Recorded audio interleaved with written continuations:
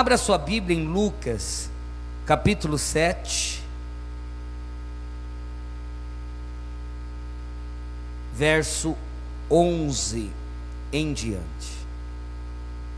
Toda honra, toda glória, todo louvor sejam dados a Jesus e somente a Ele, amém? Glória a Deus. Quem encontrou, diga glória a Deus. Quem teve dificuldade, vai uma dica. Após a Santa Ceia, nós estaremos retomando a escola bíblica com os adultos, amém? Cumprindo todos os protocolos sanitários, mas às 8 horas da manhã nós estaremos com a nossa escola bíblica quadrangular aos domingos.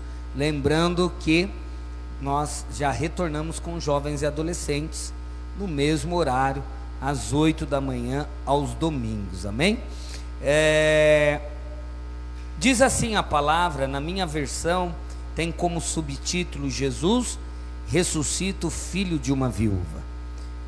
Verso 11: pouco tempo depois, Jesus foi para uma cidade chamada Naim. Os seus discípulos e uma grande multidão foram com ele. Quando ele estava chegando perto do portão da cidade, ia saindo um enterro. O defunto era filho único de uma viúva, e muita gente da cidade ia com ela. Quando o Senhor viu, ficou com muita pena dela e disse: não chore. Então ele chegou mais perto e tocou no caixão. E os que estavam carregando pararam. Então Jesus disse: moço, eu ordeno a você, levante-se. O moço sentou-se no caixão e começou a falar, e Jesus o entregou à mãe. Todos ficaram com muito medo e louvavam a Deus, dizendo: que grande profeta apareceu entre nós. Deus veio salvar o seu povo. Essas notícias a respeito de Jesus se espalharam por todo o país e pelas regiões vizinhas. Você pode dizer glória a Deus? Você pode dizer aleluias? Feche a sua Bíblia, seja ela tradicional ou digital como a minha na noite de hoje, e falemos com Deus. Senhor nosso Deus e soberano Pai, eis aqui a tua palavra viva, poderosa, eficaz, mais penetrante do que a espada de 2 gumes, capaz de dividir alma e espírito, juntas e medulas. Senhor, não permita que nenhum dos que aqui estão, nenhum daqueles que nos acompanham pelas redes sociais, Pai, ao ouvirem essa palavra, permaneçam da mesma forma, mas que antes sejam tocados, fortalecidos, amadurecidos, sejam cheios de fé e de esperança, porque sabemos que a tua palavra não volta vazia, mas antes realiza aquilo para o qual ela foi enviada. Senhor, que hoje seja uma noite de cura, de milagres, uma noite de ressurreição. É o que nós te pedimos e desde já te agradecemos. Você pode aplaudir a Jesus? Aleluias! Louvado seja o nome do nosso Deus. Podemos assentar. Irmãos, aqui nós vemos o encontro de 2 multidões. Uma multidão que acompanhava um funeral, uma multidão que vinha cheia de questionamentos, dor, possivelmente revolta, uma multidão que o espírito de morte pairava, a atmosfera de morte estava sobre esta multidão. E a outra multidão era uma multidão que estava vindo cheia de júbilo, cheia de alegria, porque estavam acompanhando a Jesus, e eles tinham visto coisas extraordinárias, eles ouviam coisas que não só alimentavam o intelecto, mas também a alma e o espírito. Eles estavam jubilosos, felizes, alegres, vendo cegos tendo seus olhos abertos, paralíticos voltando a andar, multiplicação de pães, peixes, coisas extraordinárias. Então, era uma diferença muito grande. Sobre uma multidão pairava a morte, uma atmosfera fúnebre, pesada. Sobre a outra multidão, a atmosfera era de vida, de alegria, de esperança. Nos dias que nós vivemos, temos que tomar muito cuidado. Que tipo de multidão estamos seguindo? É a multidão que só fala de morte? Uma multidão que não tem esperança? Uma multidão que não respeita? Uma multidão extremista? Uma multidão que fala contra a igreja, contra a Bíblia Sagrada, que não acredita no céu? Uma multidão que só fala de morte, de pandemia? Que tipo de multidão nós estamos acompanhando? Será que é uma multidão de direita?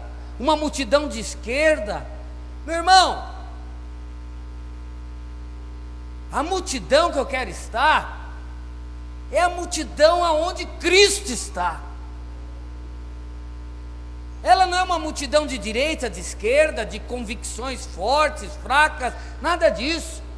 É a multidão aonde aquele que vive e reina para sempre, Ele está, onde o autor da vida, aonde é uma esperança uma palavra de fé, de esperança, ela existe verdadeiramente. Preste atenção nisso. A multidão que devemos seguir é a multidão aonde Jesus se faz presente, aleluia. Cuidado, cuidado. Qual a multidão que estamos seguindo? Que tipo de pessoa estamos acompanhando? Que tipo de gente estamos dando ouvidos?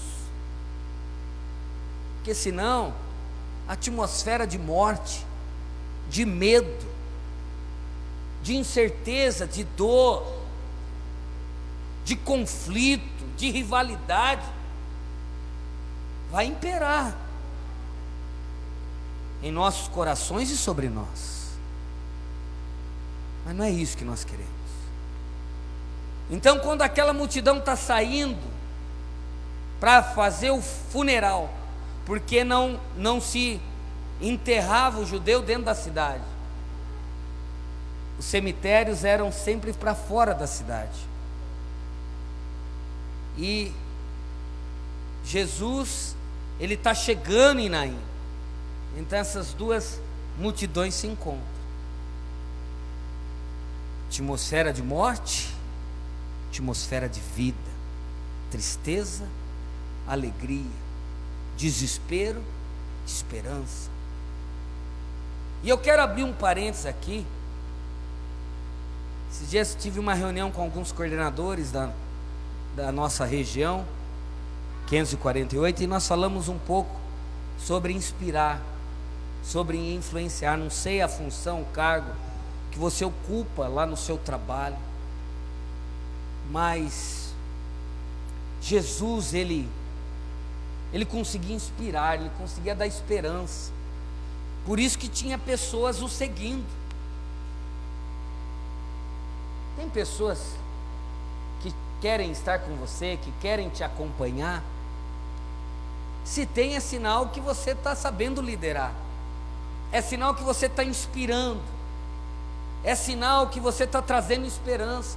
Irmão, seja na sua família, seja aqui na igreja, seja no seu trabalho, independente se você ocupa um cargo de chefia ou não, você tem que inspirar.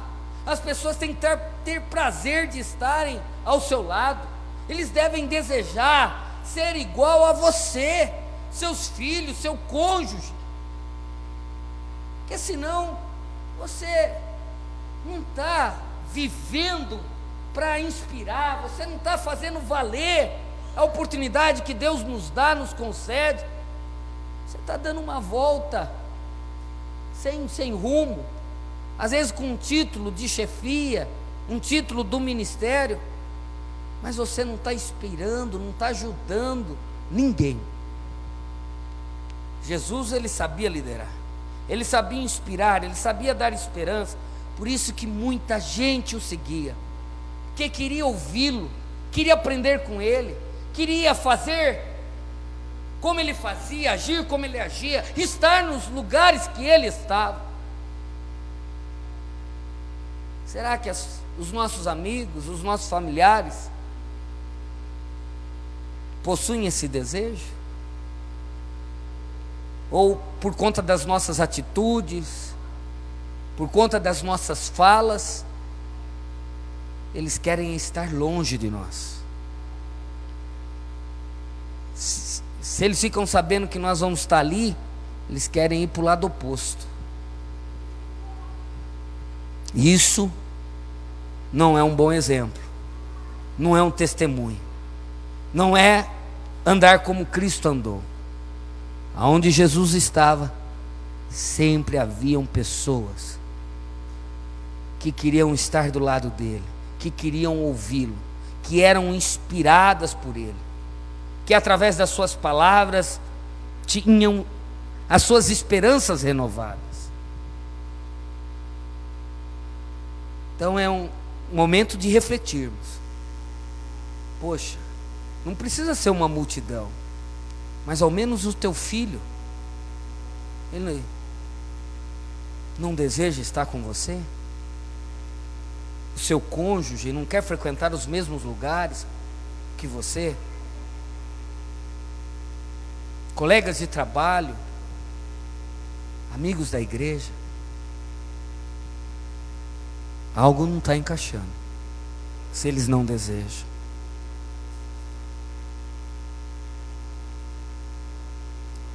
E um outro ponto que deve ser destacado aqui nessa passagem é que essa viúva, irmãos,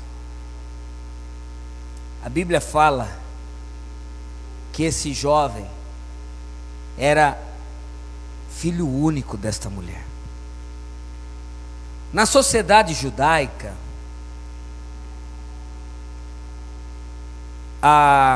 o ter filhos era um sinal da bênção de Deus. Preste atenção.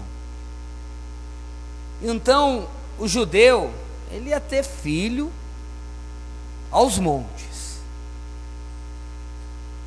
Duas situações: ou ele não teria filho por algum problema, né, por uma esterilidade, alguma coisa assim, seja no homem ou na mulher, ou eles teriam muitos filhos. Mas essa mulher só teve um filho. Na minha lógica, eu descarto a esterilidade. Então ela não tinha problema, ela teve um filho. E eu penso que ela perdeu o marido muito cedo, por isso que ela não teve mais. Então essa mulher teve o seu filho e perdeu o marido muito cedo. Então era viúva e tinha um único filho. Irmãos, não era fácil. Até hoje não é fácil, né? Você ter uma viuvez abrupta, repentina, né? Já cedo, né? Você ter que recomeçar. Quanto mais naquela época, uma sociedade, né, difícil para as mulheres, a sociedade judaica, mas ela não quis se casar de novo, talvez pensando no filho, falou: não vou pôr qualquer um dentro da minha casa, e por conta disso ela teve que se virar, às vezes dependendo da ajuda de familiares, ou se valendo de empregos menores, bicos, subempregos, vamos dizer assim, porque ela não ia, como mulher, ela não ia conseguir muito espaço profissionalmente falando, mas com muito esforço, ela criou aquela criança, e eu penso que aquela criança ia crescendo, talvez, ia se parecendo cada vez mais com o pai, talvez o grande amor da vida daquela mulher, e ela foi se dedicando, dando o melhor que ela podia, dentro das possibilidades, em alimentação, em estudos, e aquela criança foi crescendo, foi se tornando um rapaz, um jovem, e aquela mulher muito feliz, vendo os seus sonhos se realizando. Penso que aquele rapaz já estava pensando em namorar, consequentemente constituir família, já estava focando numa profissão, e a Bíblia não fala como foi, se ele tinha um problema, uma enfermidade, ou se foi um acidente. Fato é que aquele moço morreu. Imagina a dor dessa mãe. Quando a gente perde um pai e uma mãe, nós nos tornamos órfãos. Quando nós perdemos um cônjuge, se torna viúva. Mas quando se perde um filho, nem tem um termo para isso, não tem nem um nome próprio na língua portuguesa, não tem como expressar, dimensionar essa dor. É um estrago sem precedente você perder um filho. Como a gente ouve falar, quebrou a ordem natural. É o filho que sepulta o pai e a mãe, mas quando uma mãe, um pai sepulta um filho, é terrível. Então essa mulher, ela estava vendo ali o sonho dela, aquilo que ela se dedicou por anos e anos, em um caixão.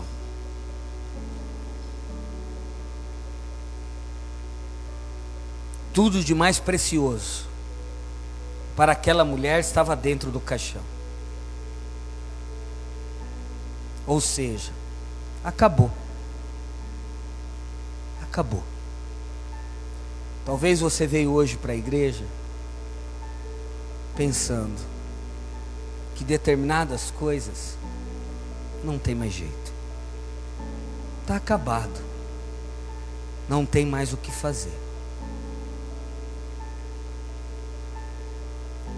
Vida profissional, talvez a empresa, o casamento, filhos, saúde, por aí vai, não tem mais jeito, está acabado.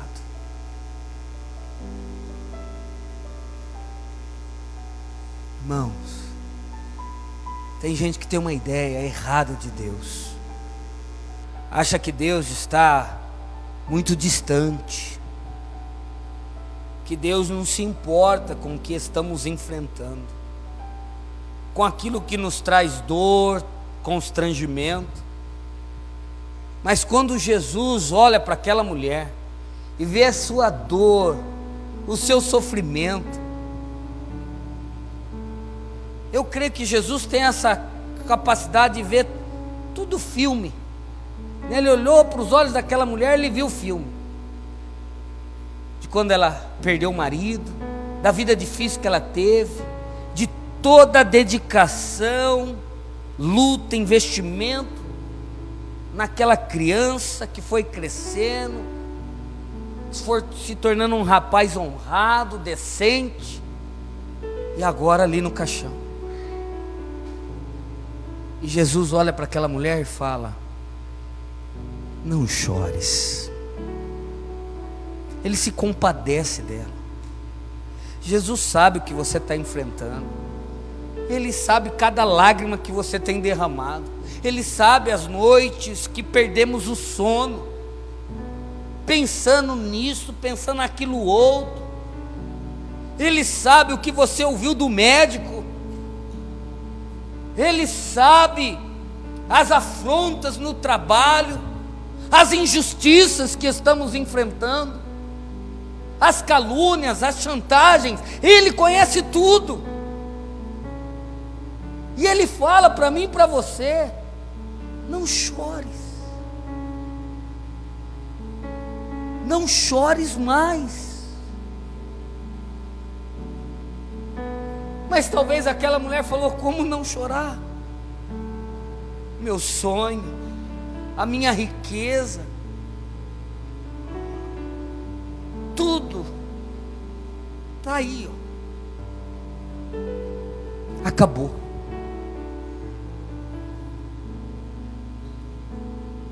Irmãos, nós estamos aqui porque cremos em um Deus que diz na sua palavra: ainda que esteja morto, viverá.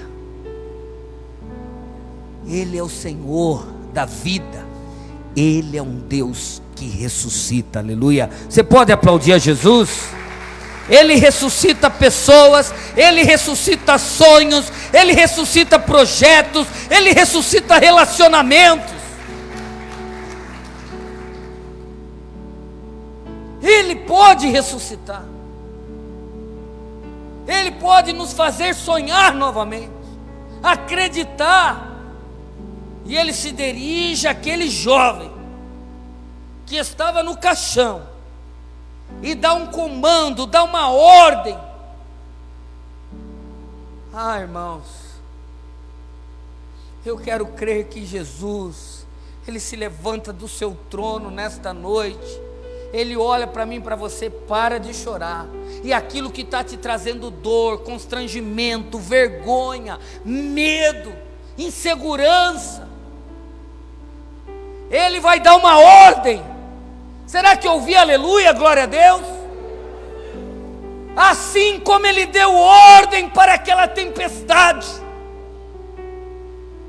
e o vento se calou, e as ondas do mar se aquietaram, trazendo um espanto a toda a tripulação, dizendo: quem é este, que até o mar e o vento o obedecem? Esse é o meu Jesus, esse é o teu Jesus, aleluia! A morte, a vida, o vento, o mar, todos estão sujeitos ao comando de Jesus, a ordenança dele. Eu não sei o que você está enfrentando, eu não sei o que talvez esteja no caixão, ou talvez já até sepultado, mas Ele é aquele que levanta também da sepultura. Ele tira da sepultura, como Ele fez Lázaro. As irmãs falaram: Senhor, ele já cheira mal, não tem mais o que fazer, não, tira a pedra. E Ele chamou Lázaro. Outro dia eu ouvi alguém dizendo, eu gosto de falar muito isso, porque as sepulturas, assim como aqui nos dias de hoje, às vezes em uma sepultura tem duas, três pessoas sepultadas, os ossos e assim por diante, né, na sepultura da família. Não era diferente lá. E Jesus teve que falar: Lázaro, porque se Ele falasse sai para fora, irmão, todo mundo ia ressuscitar ali daquela sepultura. Mas Ele falou: Lázaro, é só você, o resto calma, que é pro dia do juízo, vem para fora. Pastor, mas não faz só 4 dias. O meu sonho, o meu projeto, a minha esperança, o meu ministério já acabou faz tempo. Você conhece a história do Vale dos Ossos Secos? Ossos sequíssimos. Mas Mas ele falou para o profeta: profetiza. Os ossos começaram a se juntar,